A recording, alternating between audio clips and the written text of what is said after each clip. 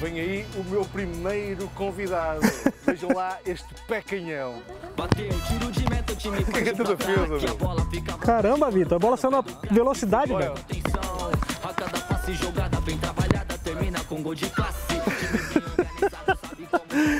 Esta foi com os olhos. Você viu que a bola fez? Esta não ia lá buscar. Caramba, velho. Bola leve. O Vitor senta onde? Aqui ou aqui? Eu já tô pronto, tá? Então, Vitor Bahia, conta um pouco da tua história no Futebol Clube do Porto. A entrevista é minha hoje. Uma pergunta, precisa chorar alguma coisa ou não? É, tem que chorar. Tô bonito? Mentiroso. Não pode mentir, viu? Você sabe a história do Amaral? Lembra do Amaral? Ui, o Amaral jogou no Benfica, meu. É verdade. Amaral chegou na mulher e falou assim num bar, depois do jantar. Ele falou, nossa, como você é linda. Ela olhou pra ele e falou, muito obrigada. Pena que eu não posso dizer o mesmo, viu? Ele sempre conta a história do avião. A gente tava viajando pra Colômbia, a mulher tá passando um carrinho de bebida e tal. E eu naquela fase de começar a sacanear todo mundo. Falei, Amaral, você tem dinheiro aí? Ele falou, não, pô, você tem cartão, velho? Eu não trouxe nada, não tem nada em cima. Faz assim, se você tiver com cartão, vai lá no fundo do avião que tem uma máquina, um caixa eletrônico lá. Amaral, cadê o caixa eletrônico aqui? Tem história pra caramba. É um programa ou é um filme? Take one. Isso é um filme, né? Fica à vontade, lindo. E vamos fazer bem. Roberto. Sim. E muito bem. O porquê de Roberto Carlos? Roberto Carlos é porque meu pai sempre foi muito fã do cantor. Pouco tempo atrás eu estive em Madrid com o cantor e mandei a foto do meu pai. E meu pai, como sempre, se emociona. Então, quando eu nasci, naquela época, Roberto Carlos já era famoso e meu pai falou, esse menino vai se chamar Roberto Carlos. E até hoje está aí. E vamos ouvir Roberto Carlos? Aqui tem que cantar? Grande surpresa. Amanhã de manhã, você vira um café para nós dois e fazer um carinho e depois... E acabou a música assim. Estamos aqui no local paradisíaco, que era aquilo que nós procurávamos enquanto jogadores, locais calmos para trazermos a nossa família, mas sempre à espera do momento de recomeçar a época. Exato. Só que neste momento isso já não é possível. Exato. Tens saudades desses tempos? Vitor, dá saudade porque a nossa época foi muito intensa, né? Nós jogávamos muito. Ambiente de vestiário, ambiente de ônibus, hotel, o ambiente de futebol de verdade mesmo, né? E nós vivemos muito isso, né? É claro que dá saudade, mas sempre quando eu posso, tem esses jogos beneficentes aí que a gente vai e procura fazer as mesmas coisas dentro do ônibus. E é gostoso, o ambiente do futebol é maravilhoso. Tu tens uma história riquíssima. Temos. Mas tu particularmente, é uma história de vida que deve ser partilhada, principalmente com os mais jovens. Tu nasceste numa zona do interior de São Paulo, com uma família de gente de trabalho, gente humilde, mas foi extremamente importante para o teu crescimento e para a tua educação. No Brasil, a maioria dos jogadores, quando querem ser jogador de futebol, 99% das crianças são de famílias bem humildes, né? Eu não vou te dizer que eu passei necessidade, porque tampouco eu vou ficar contando a história para o pessoal chorar em casa, né? Não é isso. A gente sai daquela família lá do interiorzão de São Paulo, interiorzão mesmo de São Paulo. Meu pai se chama Oscar e minha mãe Dona Vera. Sempre cuidaram de mim, eu sou o único homem dos 4 filhos que minha mãe teve. E eu, por ser o único homem da família, tinha que ser alguma coisa. Um advogado, ou um piloto de Fórmula 1. Mas o meu sonho mesmo era ser jogador de futebol. Se eu não fosse jogador de futebol, eu queria ser piloto de Fórmula 1. Para você ter sucesso, Deus te dá Ele te bota uma luz para você dar sequência na tua vida. Eu fui um desses privilegiados. Já estava nas estrelas, escrito nas estrelas. Porque, poxa, no futebol hoje em dia, ou naquela época, eu baixinho, magrinho. Magrinho, quem diria? Com essa massa muscular toda. Mas eu fui rejeitado em vários clubes.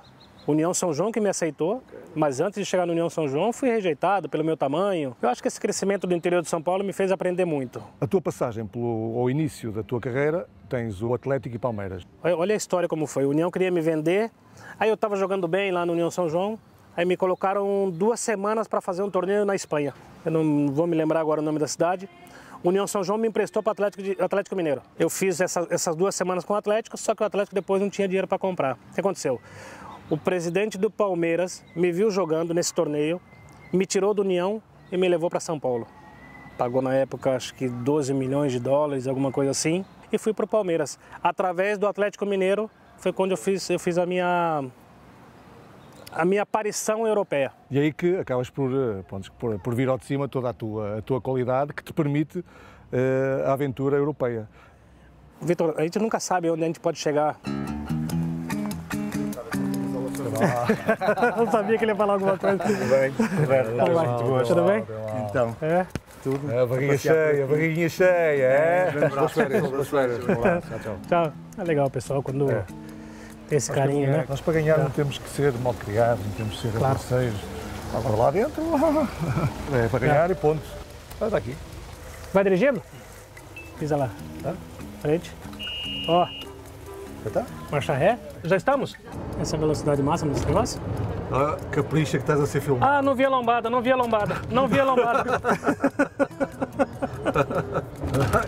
Ah, foi sem querer. Desculpa. Eu queria que esse carro fosse um pouquinho mais rápido, só para dar um cavalo de pau aqui. Eu vim aqui fazer uma entrevista aqui com o Roberto Carlos. Acabas por chegar ao Inter depois de uma excelente prestação no Palmeiras e o Inter, anormalmente, não é?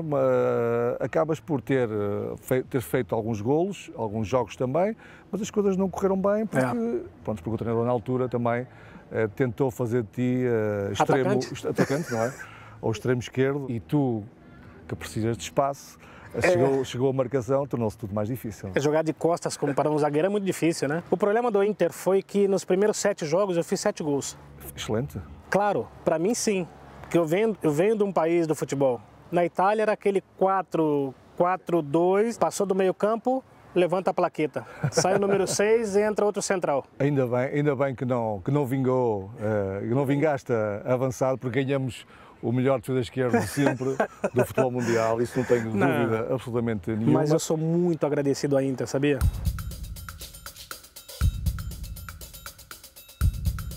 Quem me contratou foi o Lourenço Sanz, numa fase do Real Madrid danada, terrível, sem dinheiro para pagar jogador. Chegou o Florentino, reorganizou o clube, pagou tudo que estava atrasado, fez as melhores contratações. Naquela época dos Galácticos ele contratou Zidane, Beckham, Ronaldo, Figo. Achas que a contratação de vários jogadores de topo e a convivência em termos balneários, nós sabemos que os jogadores, o ego é enorme, como é que foi depois a gestão em termos balneários, como é que mesmo os próprios treinadores tiveram essa capacidade, alguns não tiveram, eu sei, mas como é que eles conseguiram gerir? Vestiário difícil. Era aí que eu queria chegar. Porque o treinador, eu acho que eu vou usar o exemplo do Vicente Del Bosque. Vicente Del Bosque, ele não era um treinador, ele era amigo dos jogadores. Se tivesse com muitas regras, estava tudo tramado. Esse negócio da regra aí, se você chega no nosso vestiário e quer... Ô, Vitor, você tem que cair do lado esquerdo assim, ou é melhor que amanhã você chegue... Não, você sabe o que você tem que fazer. Sei como é que isso funciona. Eu preciso de você na Champions, eu preciso de você na Liga e na Copa do Rei. E sabemos também o poder que os jogadores têm se não gostarem de um treinador. E o nosso grupo, na nossa, éramos 7. Você imagina os 7. Esses 7 eram um perigo no vestiário, mas a gente conseguia controlar bem, tínhamos sempre boa relação. Menos com o Camacho. O Camacho aguentou 10 dias. Meu Deus. Foi um recorde, não é? Um recorde, sim. Ele chegou no vestiário, cumprimentou todo mundo, eu vou contar rapidinho. Sim. Cumprimentou todo mundo e o Camacho é todo sério, né? Bom dia. Muita história no Real Madrid também. E a gente só aqui, olhando para ver o que ele ia falar.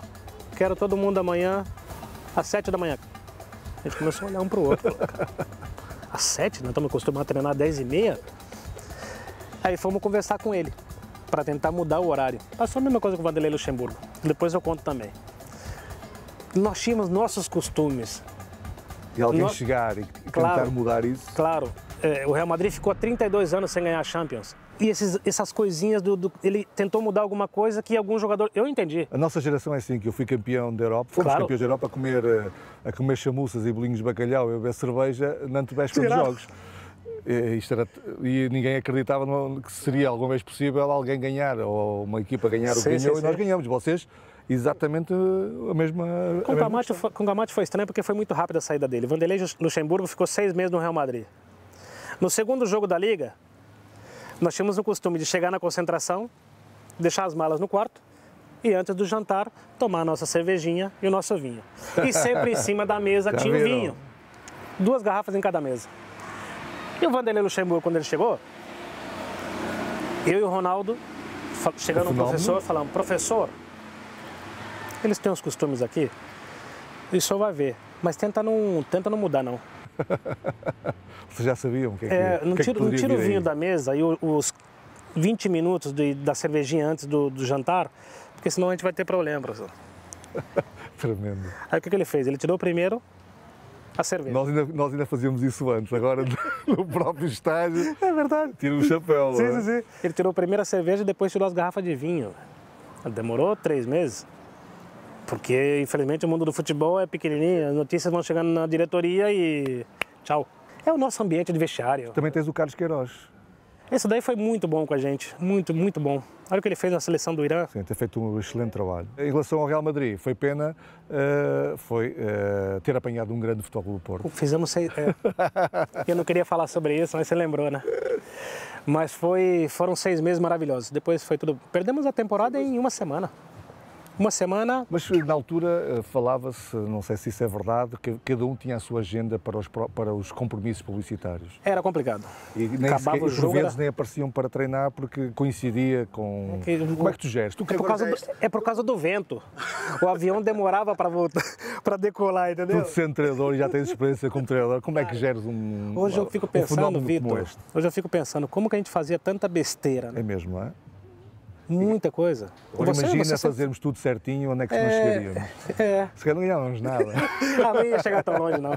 Mas sempre tinha que ter os loucos no time para fazer essas besteiras. Mas acabava o jogo, acabava cada jogo, era voo privado. A gente se encontrava na terminal privada de Barajas. Era o Beckham que ia não sei para onde, o Figo que ia não sei para onde, o Zidane que ia para tal lugar, o Ronaldo, eu, o Cacilhas. Então era só voo privado para tudo quanto é lado. E treino depois de amanhã. Eu ia para a Fórmula 1 direto. Puta, eu rezava para os jogos de ser de sábado para conseguir ver a Fórmula 1 no domingo, aonde fosse, hein? E era voo privado para tudo quanto é lado. É uma doideira. Sim, essa gestão não é fácil e os treinadores tenho a certeza absoluta que sofreram e muito, e só mesmo um pai para vos compreender como o Del Bosque. O Del Bosque entendia perfeitamente, ele colocava o treinamento à tarde. Já sabia. Você vê, o treino da segunda ou da terça era 5 horas da tarde. Não colocava nunca às 11 horas da manhã porque quase ninguém chegava. Imagina, que história bonita, né? Que exemplo nós estamos dando para as crianças que estão em casa. Não, exemplo, nós vamos ter que falar... Estão a ouvir o Roberto? Não façam isso lá no vosso clube, nunca. Não façam o que nós fizemos, mas ganhem o que nós ganhamos. 3 Champions, quantos campeonatos ganhaste lá? 4. 4 campeonatos. 3 mundiais de clube. Oh, top. Supertaça, outras 3? Só não ganhei, a Supertaça... Não ganhaste a Supertaça? 4. A sério? Eu não ganhei a Copa do Rei. A Copa do Rei eu nunca ganhei. Joguei 2 finais e perdi as 2. Eu ganhei 2 em Barcelona. É? As Copas do Rei. Claro. A questão de sempre. Cristiano. Messi e Cristiano. Cristiano. O Léo... No último clássico que nós fizemos no Bernabéu, eu fiquei conversando com o Léo, com o Messi e com o Suárez, bem na porta do vestiário, e falamos um pouco sobre futebol. É impressionante o que o Messi entende de futebol. É impressionante o que ele lê futebol, o que ele vive futebol. Léo, Messi e Cristiano são 2 referências, como Pelé foi, Di Stéfano foi, Eusébio, Maradona. São esses caras que marcaram história. Zidane, são caras que marcaram história, que de verdade entram naquele grupo de 20 jogadores de outro mundo, né? Mas eu tenho um carinho enorme pelo Cristiano. O Cristiano é aquele cara que nós temos, primeiro pela convivência que tive com ele, de vê-lo jogar de perto. Ninguém queria que o Cristiano saísse do Real Madrid. Eu era o primeiro, né? Falar, lindo, não vai embora. O dia que ele foi embora, eu falei, você vai embora mesmo? Você está louco? Então, ele ganhou tantas bolas de ouro. Ele foi tanta referência para a gente mais antiga e para os meninos novos. Ele fez tudo no Real Madrid. Colocas o Cristiano nos na minha lista dos melhores? Sempre? Vai ser. O que ele está fazendo para o mundo do futebol não é normal. O 11 da tua vida, Roberto? Você está falando né, do filho, né? Sim. O teu 11 ideal, são os teus filhos. Eu tenho 11 filhos, eu tenho 11 filhos. Canal 11, o 11 persegue-nos para todo lado. Eu fui casado 2 vezes, me casei uma vez com uma moça lá do interior de São Paulo, e agora sou casado com a Mariana, tenho 2 filhas. Mas eu tenho, no total, são 6 mulheres e 5 homens. Agora o 11 desportivo, cabem portugueses aí? Cabe. Você não vou falar porque você é meu amigo, pô. Eu começo lá da frente, começo com Ronaldo e Cristiano Ronaldo. O Messi por um lado, o Zidane pelo outro. No meio campo, eu vou esquecer de alguém, o Rivaldo. A gente faz um time só de atacante. É difícil às vezes na minha... 11 só com tantos craques. É que eu estou falando, na nossa época você podia formar 3 seleções e as 3 iam ser campeãs. Porque era muita qualidade envolvida. Agora, se for fazer o 11 dos meus melhores amigos, começa com você no gol. Já estou lá. É fácil. E histórias com jogadores portugueses, tens algumas para nos contar? A primeira foi com o secretário. Espetáculo. Tá vendo como eu tô rápido? Secretário... Ele tinha muito medo de treinar. Eu subi na hora. O secretário chegava a mim, ô Roberto, você pode me ajudar hoje no treinamento? Eu falava, por que, Lino? Não, porque eu tô com medo de fazer esse sprint aqui porque você me machuca. Ele pensava o que poderia acontecer. E claro, o Luiz, quando chegou no vestiário, o Figo, quando o Real Madrid contratou, eu fui dar um abraço nele e falei, obrigado por ter vindo. Porque esse cara, na posição dele, durante muitos anos, ele foi o melhor do mundo. E eu não conseguia dormir, eu expliquei para ele, falei, eu não conseguia dormir na noite anterior ao jogo porque eu não sabia como te marcar. Ronaldo Fenómeno, adorei ter jogado com aquele miúdo, realmente extraordinário. Ô Vitor, eu conheci o Ronaldo em 93, a primeira convocação dele, quando ele estava no Cruzeiro ainda. E desde aquele ano de 93, em janeiro de 93, eu sempre me concentrei no mesmo quarto que o Ronaldo. Então nós crescemos juntos dentro da seleção. Sempre falo que eu dormi mais vezes com o Ronaldo do que com minha própria mulher. Ui! Muita potência. Vocês vão marcar um golo ao Roberto Carlos? Ih! Boa! Grande! Ui! Não pode cair, não pode cair.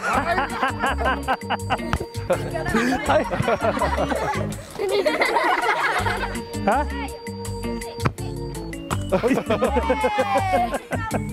Bravo! Eu tive o privilégio de jogar várias vezes contra ti e tu eras dos jogadores-chave, eras jogadores que, na nossa análise, aparecia lá sempre um quadradinho especial para os craques. Cuidado com ele. Cuidado com ele, porque ele corre que nunca ninguém o apanha e depois remata como ninguém.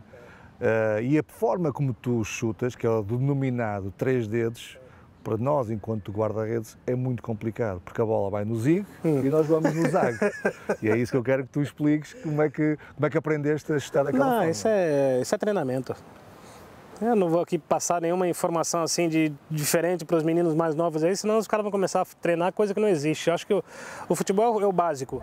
Temos aqui uns fãs do Roberto que têm algumas perguntas para lhe colocar. Eu começo por ti.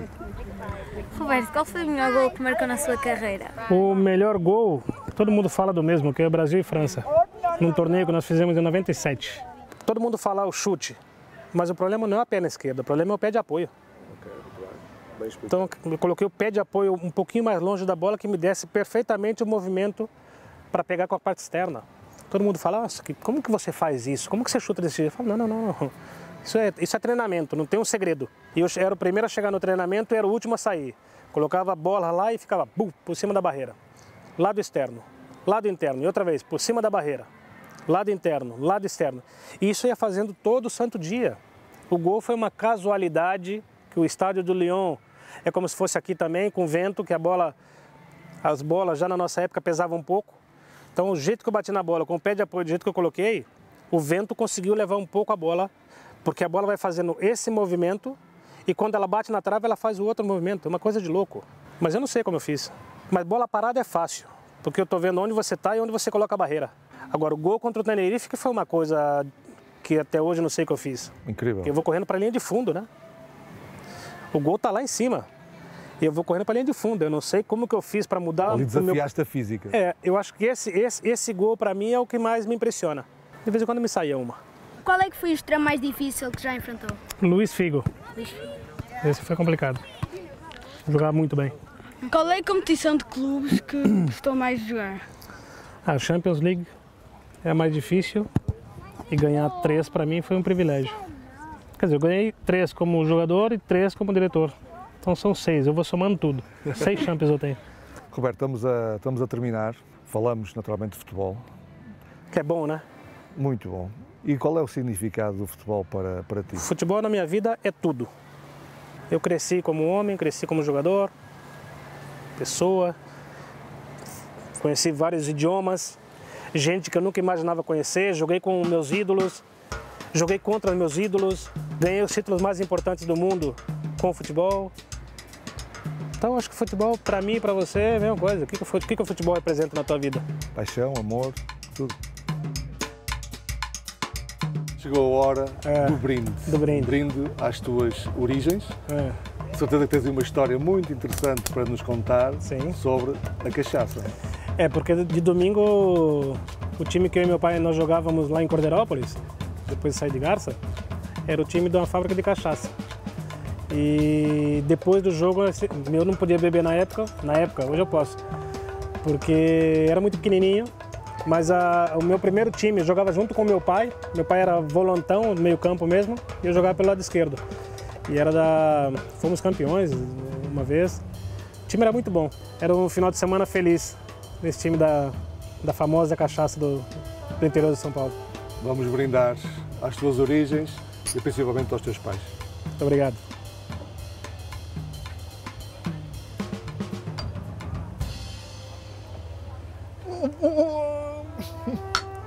Não faça cara feia. Ave Maria! Deixa-me respirar! Deixa-me respirar! Ui. Mais uma só?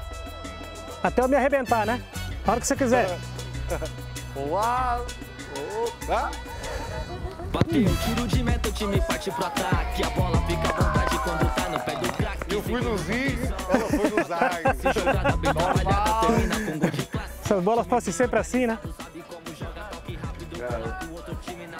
Obrigado, Calma, mano. Obrigado. Muita sorte, viu? Obrigado pela tua disponibilidade, Obrigado pela tua você, gentileza de sempre e boa energia, alegria. Igualmente para você. Tudo de bom. Obrigadíssimo. Obrigado, mano. Obrigado. Obrigado. Boa sorte.